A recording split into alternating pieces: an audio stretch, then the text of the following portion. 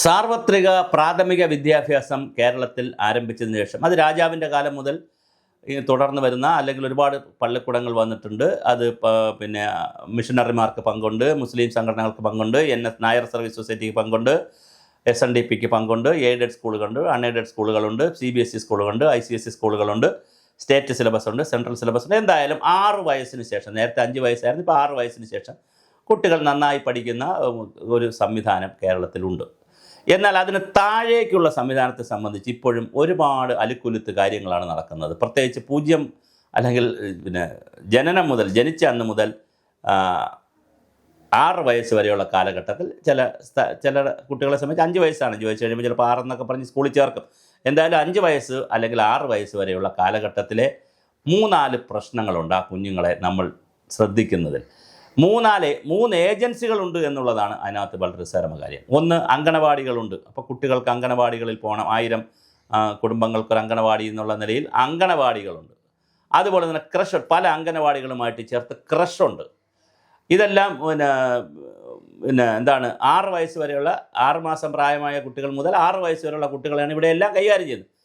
ഇവരുടെയൊക്കെ വിഷയങ്ങൾ നമ്മൾ ചെയ്തിരിക്കുകയും ചെയ്യുന്നു. അവരുടെ സേവന വേതന വ്യവസ്ഥകളൊക്കെ വളരെ പരിതാപകരമാണ്. സ്ത്രീകളാണ് കൂടുതൽ ജോലി ചെയ്യുന്നത്. വളരെ കഷ്ടമാണ് അവരുടെ കാര്യങ്ങളെന്ന് നമ്മൾ പല വീഡിയോകളിൽ ചെയ്തിരുന്നു. ഇന്നിപ്പോൾ ഇതെല്ലാം ചെയ്തപ്പോഴാണ് വളരെ പ്രധാനപ്പെട്ട മറ്റൊരു വിഭാഗം ആളുകൾ, അതായത് പ്രീ പ്രൈമറി എന്ന് പറയുന്ന ഒരു വിഭാഗം ആളുകൾ, അവർ അങ്ങനെയും ഒരു വിഭാഗം ആളുകളെ കേരളത്തിൽ നിയമിച്ചിരിക്കുകയാണ്. PTA ആണ് ആദ്യം, പേരൻസ് ടീച്ചേഴ്സ് അസോസിയേഷൻകാരാണ് ആദ്യം ഇവരെ നിയമിച്ചത്. അത് ഈ സ്വകാര്യ സ്കൂളുകളിൽ ഒരുപാട് LKG UKG എന്നൊക്കെ പറഞ്ഞ് കുട്ടികൾ അങ്ങോട്ടൊക്കെ പാഞ്ഞു പോയപ്പോഴാണ് PTA ഇതും കൂടി ശ്രമിച്ചത്. കുട്ടികളെ കൂടി ചെറിയ പ്രായത്തിലെ, ഒരു 3 വയസ്സ് മുതലുള്ള വളരെ ചെറിയ പ്രായത്തിലെ പ്രീ പ്രൈമറി കൊണ്ടുവന്നു കഴിഞ്ഞാൽ പിന്നെ അവർ 5-6 വയസ്സാകുമ്പോൾ സ്കൂളിലേക്ക് കയറ്റാൻ പറ്റും എന്നൊക്കെയുള്ള കൺസെപ്റ്റിൽ. മാത്രമല്ല, കൊച്ചുകുട്ടികൾ ആദ്യമേ സ്കൂളിൽ കൊണ്ടുവന്ന് കളിക്കുകയും പാട്ടും ഡാൻസും ഒക്കെ പഠിപ്പിച്ചു കഴിഞ്ഞാൽ കുട്ടികൾക്ക് സ്കൂളിൽ കയറാനൊരു താല്പര്യവും കാണും.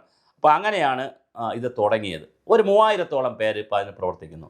അതിൽ നല്ല പ്രായമുള്ള, കാരണം അതിനകത്ത് പെൻഷൻ പ്രായമൊന്നും വച്ചിട്ടില്ല, അതിനൊരു സിസ്റ്റമായിട്ടില്ല. സിസ്റ്റമാക്കേണ്ട സമയം കഴിഞ്ഞു. 3000-ഓളം പേരുണ്ട്. യാതൊരു സിസ്റ്റം ആക്കാത്തത് കൊണ്ട് തന്നെ കൃത്യമായി പ്രായമൊന്നും ഒരു വലിയ വിഷയമല്ല. ഒരുപാട് ആളുകൾ അതിനകത്ത് പണിയെടുക്കുന്നു. നല്ല പ്രായമായാലും പണിയെടുക്കുന്നവരുണ്ട്. അവരെ പിരിച്ചുവിടണമെന്നൊന്നുമല്ല ഞാൻ പറയുന്ന. സിസ്റ്റമാക്കുക എന്ന് പറഞ്ഞാൽ എൻ്റെ അർത്ഥം അതൊന്നുമല്ല. അതേസമയം അവർക്ക് വളരെ തുച്ഛമായ പൈസയാണ് കൊടുക്കുന്നത്. ആദ്യകാലത്ത് 300 രൂപ അതിൻ്റെ ഒരു വർക്കറും ഉണ്ടായിരിക്കും, ഒരു ടീച്ചറുമുണ്ട്, ഒരു ആയയുമുണ്ട്. വർക്കർ എന്നല്ല, ടീച്ചറും ആയയാണ്. 300 രൂപയും 200 രൂപയുമാണ് ആദ്യകാലത്ത് അവർക്ക് കൊടുത്തത്. അത് കഴിഞ്ഞ് അവർക്ക് ഓണറേറിയം എന്ന പേരിട്ട് കഴിഞ്ഞാൽ, ഇങ്ങനെ ഓണറേറിയം ആണല്ലോ കൊടുക്കുന്നത്. അപ്പോൾ ഓണറേറിയം എന്ന് കേൾക്കുമ്പോൾ സാലറി, ഓണറേറിയം എന്നൊക്കെ കേൾക്കുമ്പോൾ നല്ല ശമ്പളം, നല്ല കാശായിരിക്കും. പക്ഷേ ആദ്യം 300 രൂപയും 200 രൂപയാണ്. പിന്നെ അവർ കോടതിയിൽ പോയി കേസ് കൊടുത്തു. കേസെല്ലാം കൊടുത്ത് വന്നപ്പോൾ 5000 രൂപ വർക്കർമാർ, ഈ ടീച്ചർമാർക്കും 3000 രൂപ വർക്കർമാർക്കും എന്നുള്ള, ആയമാർക്ക്, ഹെൽപ്പർമാർക്കും എന്നുള്ള നിലയിൽ, ആയമാർക്കും എന്നുള്ള നിലയിൽ, ടീച്ചറും ആയയാണ് എന്നുള്ള നിലയിലൊരു കാര്യം വന്നു. വീണ്ടും UDF ഗവൺമെൻറ് വന്നപ്പോൾ ചെറുതായിട്ട് പൈസ കൂട്ടി.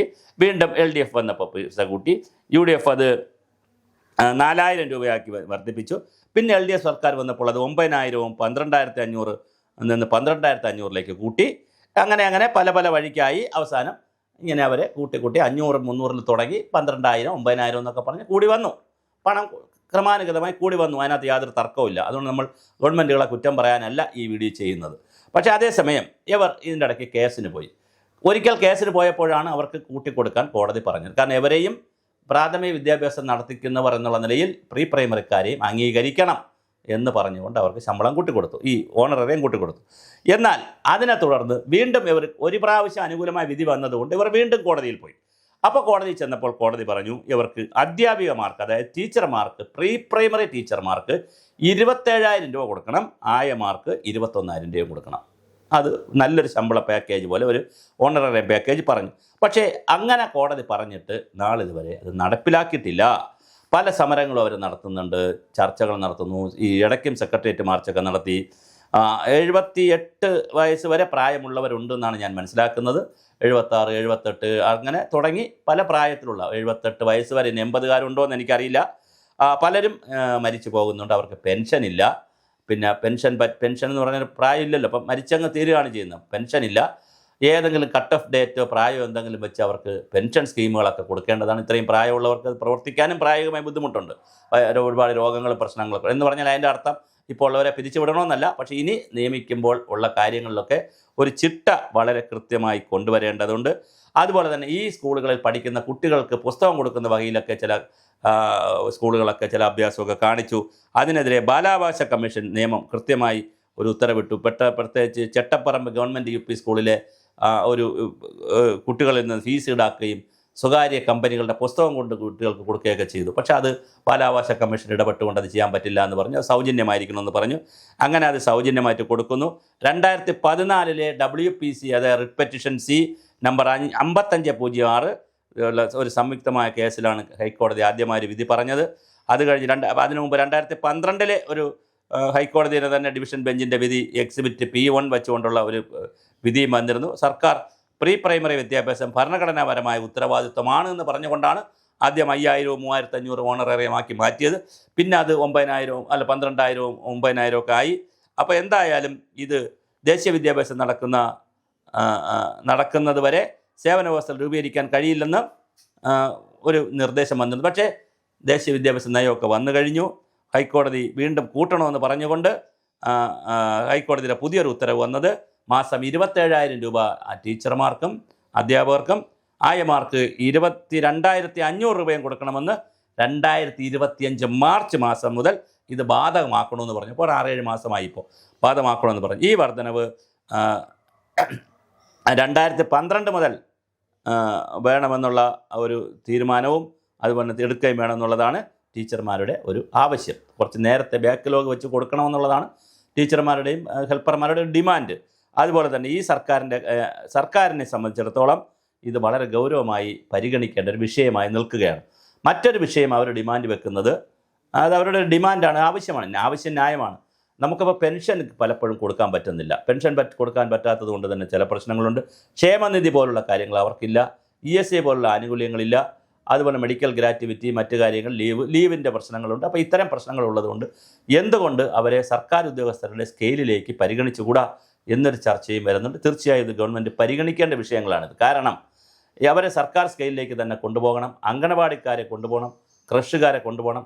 എന്നിട്ട് എനിക്ക് സമഗ്രമായി പറയാനുള്ളത്, ഞാൻ ആ ഭാഗം കൂടി പറഞ്ഞുകൊണ്ട് ഈ വീഡിയോ അവസാനിപ്പിക്കാം. എന്തായാലും 6 വയസ്സ് വരെ ഉള്ള, ജനിക്കുന്ന 6 മാസം മുതൽ 6 വയസ്സ് വരെയാണല്ലോ, ഇതിനെ ഒന്ന് കാറ്റഗറൈസ് ചെയ്യേണ്ടതുണ്ട്. 7 മണി മുതൽ ചില ക്രഷുകൾ വർക്ക് ചെയ്യുന്നത് രാവിലെ 7, കാരണം വീട്ടിലെ കുഞ്ഞുങ്ങളെ കൊണ്ടാക്കുന്നത് 7 മണി മുതൽ ഒരു ഷിഫ്റ്റ്, 11 മണി വരെ 12 മണി വരെ ഷിഫ്റ്റ്, പിന്നെ അത് കഴിഞ്ഞ ഒരു ഷിഫ്റ്റ്, അത് കഴിഞ്ഞ് വേറെ ഷിഫ്റ്റ്. അപ്പോൾ കുട്ടികളെ മുലയൂട്ടുകയും അമ്മമാർ വീട്ടിൽ മുലയൂട്ടുകയും പിന്നെ ഇവിടെ കൊണ്ടുവരികയും ഇവിടെ വെച്ച് മറ്റു കാര്യങ്ങൾ അവർക്ക് ഫുഡും എല്ലാം കൊടുക്കുകയും അവരുടെ പിന്നെ വിനോദവും മറ്റു കാര്യങ്ങളൊക്കെ നോക്കുകയൊക്കെ ചെയ്യുന്ന, കുഞ്ഞുങ്ങളെ പരിപാലിക്കുന്ന ഒരു ശിശു പരിപാലന കേന്ദ്രം എന്നുള്ള നിലയിലാണ് ക്രഷൊക്കെ വർക്ക് ചെയ്യുന്നത്. അതേസമയം കുറച്ചുകൂടെ മുതിർന്ന കുട്ടികളാണ്, ഒരു 3 വയസ്സ് 2.5 വയസ്സ് കഴിഞ്ഞ് 3 വയസ്സിലേക്ക് പോകുമ്പോൾ ആരാണ് ഈ പ്രീ പ്രൈമറിയിലേക്കും അംഗനവാടിയിലേക്ക് വരുന്നത്. ഇതെല്ലാം തമ്മിൽ ഒരു കുറേ കൺഫ്യൂഷൻസ് ഉണ്ട്. ഒരു ഡ്യൂപ്ലിക്കേഷൻ ആണോ എന്ന് ചോദിച്ചാൽ ഡ്യൂപ്ലിക്കേഷനാണ്, കൺഫ്യൂഷൻ ഉണ്ടോ എന്ന് ചോദിച്ചാൽ കൺഫ്യൂഷൻ ഉണ്ട്. അത് ഒന്ന് ക്ലിയർ ചെയ്യാൻ ഗവൺമെൻറ് ശ്രമിക്കണം.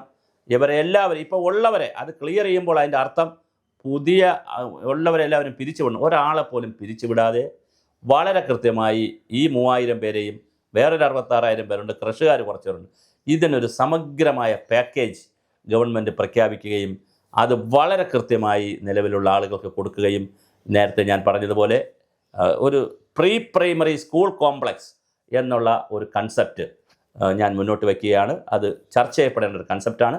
പ്രത്യേകിച്ച് പഞ്ചായത്ത് രാജ് സ്ഥാപനങ്ങൾ ശക്തമായ കേരളത്തിൽ ജില്ലാ പഞ്ചായത്തും ഗ്രാമപഞ്ചായത്തും ബ്ലോക്ക് പഞ്ചായത്തും കൂടെ വിചാരിച്ചാൽ ഓരോ ഗ്രാമപഞ്ചായത്തിലും സ്കൂൾ കോംപ്ലക്സ് പദ്ധതി നടപ്പിലാക്കാം. അതിൻ്റെ അർത്ഥം അവിടെയുള്ള എല്ലാ അംഗനവാടികളെയും എല്ലാ ക്രഷുകളെയും എല്ലാ പ്രീ പ്രൈമറി സ്കൂളുകളെയും കൂടി ഒന്നിച്ച് കൊണ്ടുവരിക എന്നുള്ള അർത്ഥത്തിലല്ല ഈ കോംപ്ലക്സ് എന്ന വാക്ക് പറഞ്ഞത്. അതൊരു പ്രോജക്റ്റിൻ്റെ പേരാണ്. ഒരു പ്രീ പ്രൈമറി കോംപ്ലക്സ് വർക്ക്, ഒരു പ്രോജക്റ്റ് എന്തുകൊണ്ട് ചിന്തിച്ചുകൂടാ ഗവൺമെൻറ്? അവിടെ സമഗ്രമായ അടിസ്ഥാന സൗകര്യങ്ങൾ, കൃത്യമായ സേവന വേതന വ്യവസ്ഥകൾ, അതിൽ കൃത്യമായി വളരെ കൃത്യമായി അവരുടെ പേ സ്കെയിലിൽ കൂടി കാര്യങ്ങൾ കൊണ്ടുവരുന്നതിനെക്കുറിച്ച് ചിന്തിക്കണം. ഇതിൽ അംഗനവാടിക്കാരെക്കുറിച്ച് പറയുമ്പോൾ അത് കേന്ദ്ര ഗവൺമെൻറ്റിൻ്റെ പദ്ധതി കൂടെയാണ് കൃഷി കേന്ദ്ര ഗവൺമെൻറ്റിൻ്റെതും കൂടെയാണ്. അപ്പോൾ കേന്ദ്ര ഗവൺമെൻറ്റിനും ഇതിനകത്ത് വളരെ കൃത്യമായൊരു പങ്കുണ്ട്, സ്റ്റേറ്റ് ഗവൺമെൻറ്റിനും വളരെ കൃത്യമായൊരു പങ്കുണ്ട്. മറ്റേ ഇവരെ സംബന്ധിച്ചിടത്തോളം, ഈ പ്രീ പ്രൈമറി ടീച്ചർമാരെ സംബന്ധിച്ചിടത്തോളം PT ആണ്, സ്റ്റേറ്റ് ഗവൺമെൻറ്റാണ് നിയമിക്കുന്നതൊക്കെ PT ആണ്, പക്ഷേ ഇതിൻ്റെ ശമ്പളവും മറ്റു കാര്യങ്ങളൊക്കെ കൊടുക്കണമെന്ന് കോടതി പറഞ്ഞിരിക്കുന്നത് ഗവൺമെൻറ്റിനോടാണ്. അപ്പോൾ അത് കേരള ഗവൺമെൻറ് മാത്രം വിചാരിച്ചാൽ ചെയ്യാൻ പറ്റുന്നൊരു കാര്യമാണ്. അപ്പോൾ അത് വളരെ കൃത്യമായി ഇത് ഗവൺമെൻറ് ശ്രദ്ധിക്കേണ്ട ഒരു കാര്യമാണ്. അവരുടെ സേവന വേതന വ്യവസ്ഥകൾ കോടതി പറഞ്ഞത് നടപ്പിലാക്കുന്നതിനെക്കുറിച്ച് ചിന്തിക്കണം.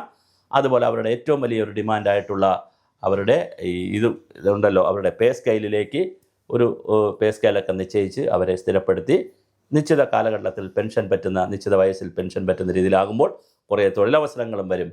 പിന്നെ ഇവർക്കും സന്തോഷം, പെൻഷൻ പറ്റുന്നവർക്കും സന്തോഷം.